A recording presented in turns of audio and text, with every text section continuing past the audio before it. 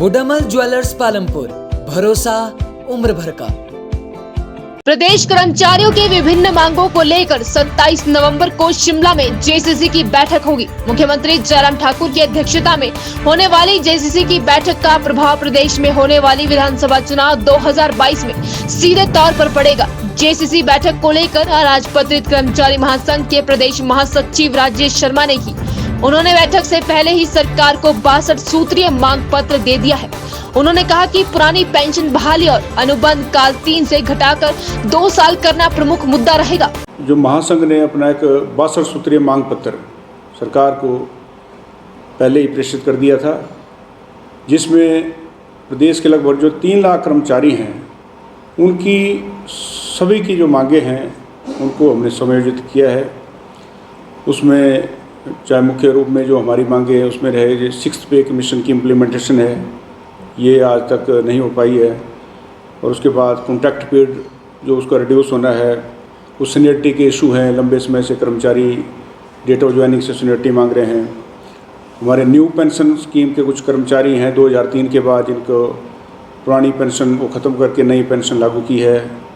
कुछ कर्मचारी जो बीच में 2003 के बाद जो कर्मचारी थे जिनकी डेथ हो गई है, उनको डेथ एंड डिसेबिलिटी केस में 2009 की जो नोटिफिकेशन है केंद्र सरकार की, उसको लागू करना है।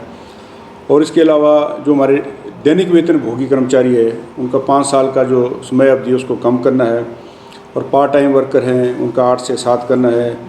ACPS की जो स्कीम थी जिसमें सरकार ने कुछ राइटर लगाए हैं 4/9/14 का, उसको हमने ख़त्म करने की बात की है।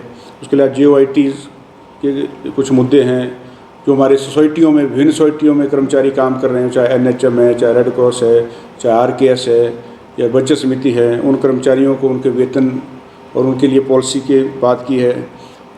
और करुणा मूल्य का आधार पर नियुक्तियाँ नहीं हो पाई है प्रदेश में, कुछ उसमें पॉलिसी आड़े आ रही है, उसको पॉलिसी को रेक्टिफाई करने की बात है।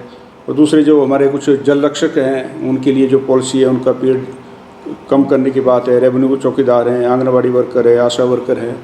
और महिला कर्मचारियों के लिए हमने जो चाइल्ड केयर लीव का प्रावधान केंद्र सरकार ने किया है उसको हिमाचल में लागू करने की बात की है। इस प्रकार भिन्न विभागों के, अलग अलग विभागों के RNP रूल्स के मुद्दे हैं, कईयों की पे एनोमलीज की बात है, कईयों के नए अकोमोडेशन बननी है, विभागीय अकोमोडेशन है या सरकारी आवास बनाए जाने उसके लिए बजट का प्रावधान है। इस प्रकार के मुद्दे हमने मुख्य रूप से जेसीसी के समक्ष, सरकार के समक्ष रखे हैं। उज्जवल हिमाचल के लिए मंडी से उमेश भारद्वाज।